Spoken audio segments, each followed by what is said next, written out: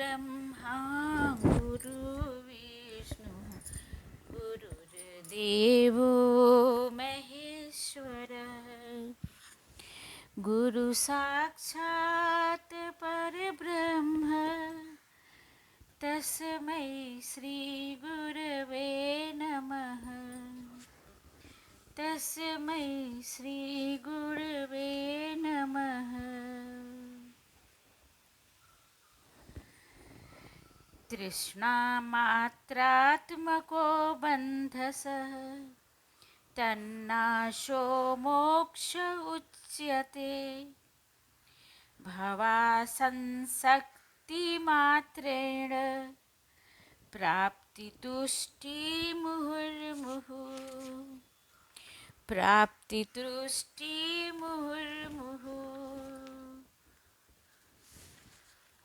मेरे चैनल में आपका स्वागत, अभिनंदन और मेरा नमस्कार है। आप अष्टावक्र महागीता का 10वां प्रकरण उपशम आख्यान गुरु अष्टावक्र के द्वारा दिए गए उपदेशों में से सुन रहे हैं।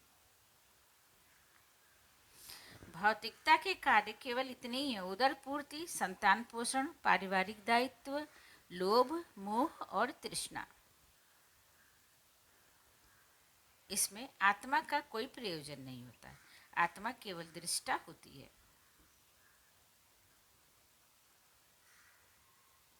देह को स्वयं से पृथक मानो, अलग मानो।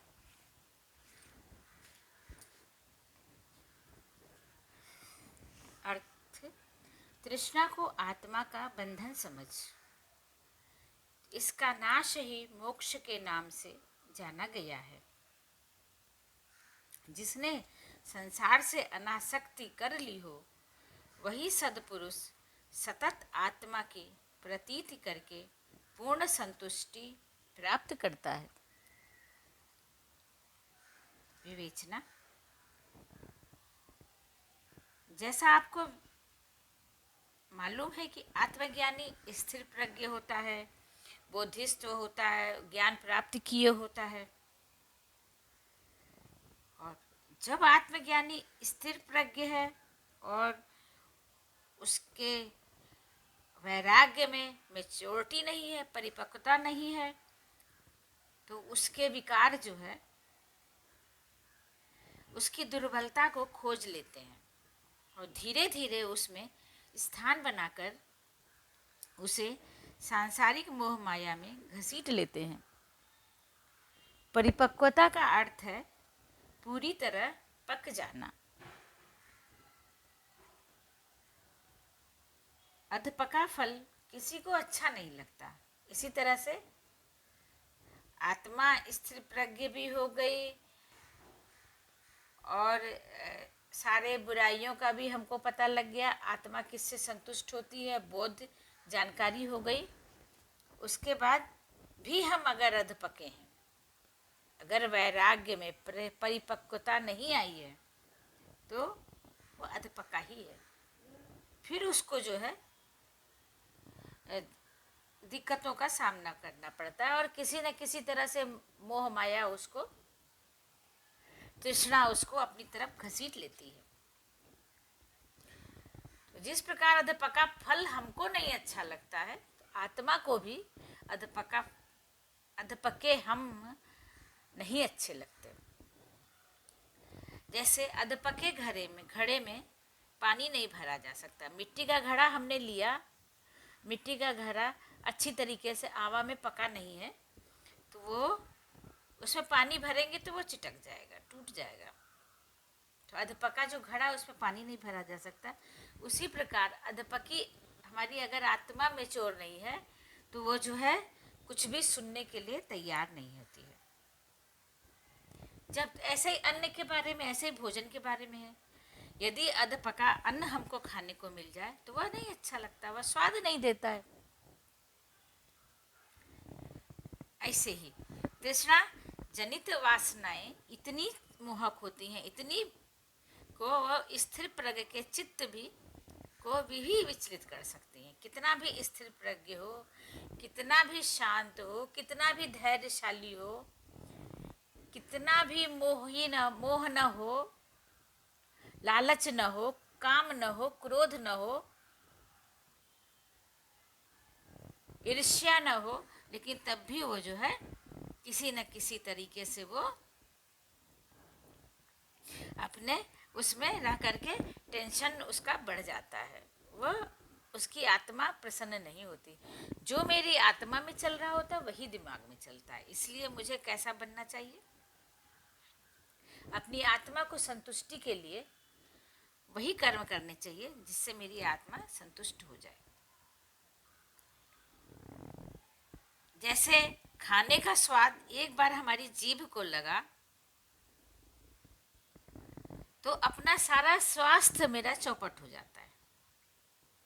अगर जीभ को सुस्वादु भोजन का लग गया, तीखा चटपटा और स्पाइसी खाने का लग गया, तो वो उसको स्वाद लग गया, तो उसे फिर पका खाना या लाइट खाना या जो उसके हेल्थ के लिए, स्वास्थ्य के लिए जो अच्छा है, वो उसको पसंद नहीं आता। सारा ज्ञान उसका धरा का धरा रह जाता है, वो खा ही नहीं सकता। इसी तरीके से सारी चीज़ें हैं, हमारी पांचों इंद्रियां हैं, जो मुझे अच्छी लगती है वही अगर हम वही देखना शुरू कर दें, जरूरी नहीं है कि वो सही हो, हमारी आत्मा उससे प्रसन्न होती हो। कान वही सुने जो हम सुनना चाहते हो, उसके विरुद्ध मुझे आ गया गुस्सा, ऐसा नहीं होना चाहिए।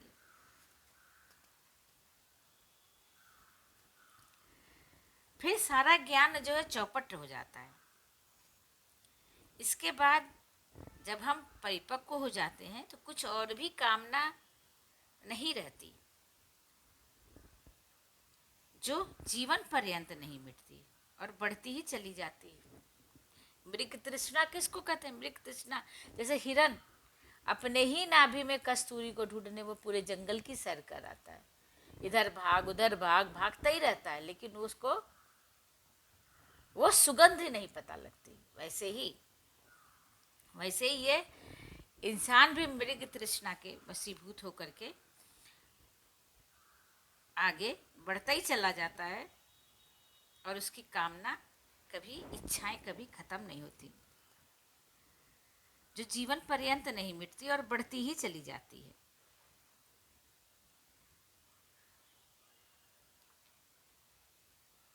जैसे मरुस्थल में, राजस्थान जैसे मरुस्थल में है, वहाँ पर पानी की चाह में इंसान इधर से उधर, जानवर, इंसान सभी लोग इधर से उधर भटकते रहते हैं, फिरते रहते हैं, और फिर उसको पानी नहीं मिलता और प्यासा ही अपने प्राण को त्याग कर देता है।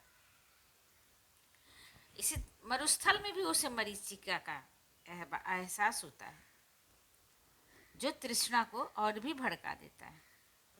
न शक्ति रहते हुए भी वो दौड़ता रहता है।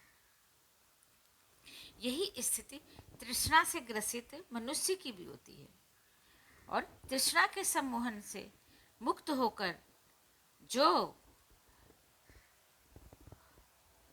जो परिपक्व होकर वैराग्य को प्राप्त कर हुआ, वही सुखी हो जाता है, वह धीरे धीरे सुखी हो जाता है। जो अपनी आत्मा को परिपक्व करता है, मैच्योर करता है, वो अपनी 10 इंद्रियों पर कंट्रोल करके और अपनी आत्मा को वैराग्य की तरफ ले जाता है। त्वमेकश्चेतनः शुद्धो जडं विश्वं सत्तथा अविद्यापि न किंचित् सा का बुभुत्सा तथापि ते। तू एक विशुद्ध चैतन्य स्वरूप है, जबकि यह विश्व जड़ और मिथ्या है। यह विश्व मानो ये अपना शरीर, जो कि नश्वर है, जैसे ये शरीर नश्वर, विश्व और इस शरीर का दर्शन लगभग एक ही जैसा है। जैसे ये विश्व नश्वर है, संसार नश्वर है, वैसे ये शरीर भी नश्वर है। तो जैसे ये विश्व जड़ और मिथ्या है, जो न कभी था और न कभी होगा, इसी तरह विद्या भी असत है। जब इनका अस्तित्व ही नहीं, तो इन्हें जानने की जिज्ञासा क्यों? बहुत बड़ी बात हो गई भाई। दृश्यमान विश्व का निर्माण आत्मा, जड़, चेतन, अविद्या के अवदानों से हुआ है। इन अवदानों ने विवेचना ये चल रही है, इन अवदानों में एक आत्मा ही जो विशुद्ध, निरंजन, दोष रहित, निरपेक्ष, निर्लिप्त और निष्प्रिय है, जो एको विशुद्ध बोधो अहम् इति निश्चय वहिर्न प्रज्वाल्या ज्ञान गहनम वीतशोकः सुखी भवः।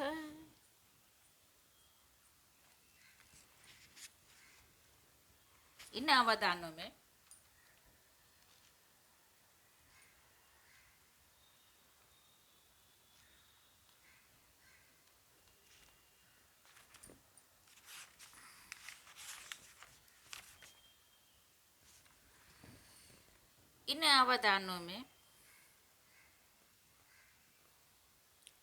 जड़ चेतन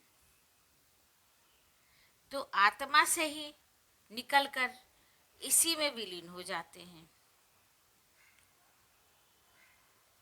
अविद्या यदि अपना स्वरूप न बदले तो मानव को घोर नरक में घसीट ले जाती है। येषां न विद्या न तपो न ज्ञानम, ज्ञानम न शीलम न गुणो न धर्म, ते मर्त लोके भुवि भारभूता मनुष्य रूपेण मृगाश्चरन्ति। जिसके पास ज्ञान नहीं है, विद्या नहीं है, दान नहीं है,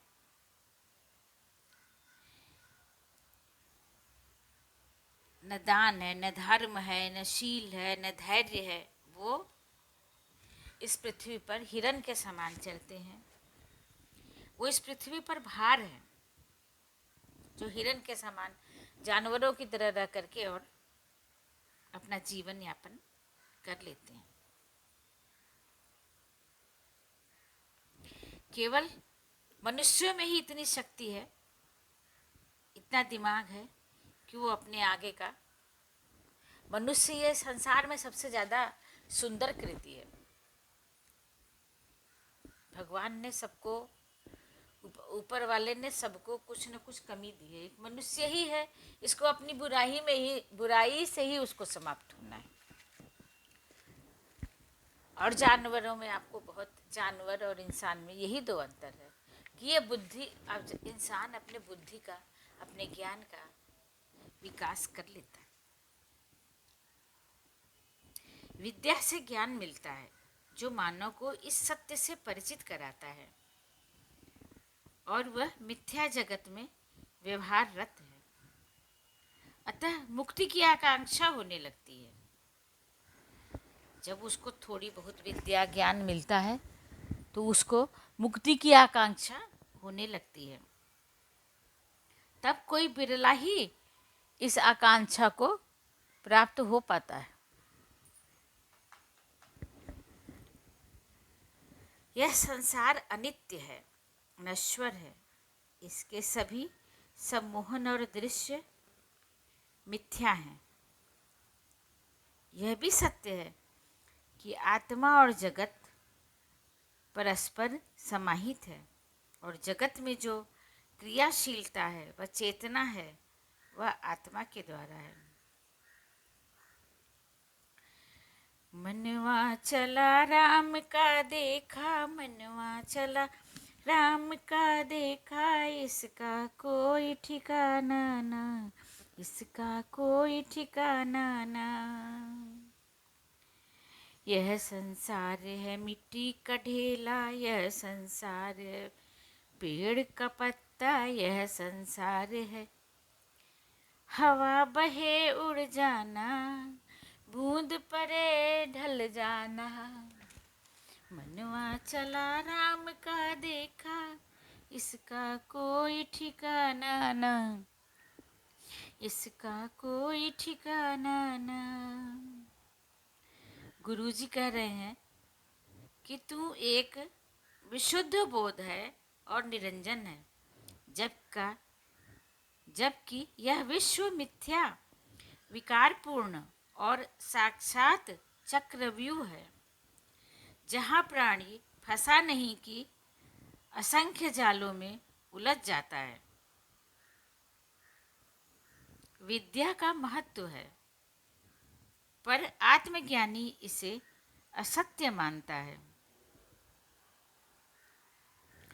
क्योंकि विद्या संसार के अवदानों की जानकारी भर देती है, जबकि आत्मज्ञानी आत्मविज्ञ होकर परम सत्य का दर्शन कर लेता है। अतः हे राजन, संपूर्ण एकात्म और विस्तीर्ण होकर भी तुझे और क्या जानने की जिज्ञासा है?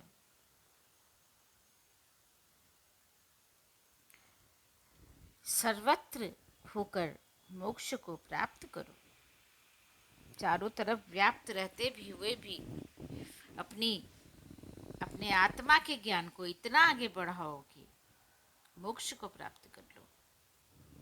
ये मोक्ष कर्तव्य से दूर होने के लिए आत्मा को नहीं कहा जा रहा है, अपने सब कर्तव्यों को करते हुए अब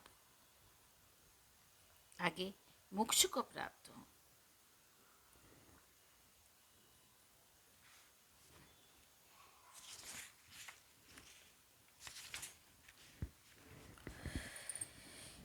इस प्रकार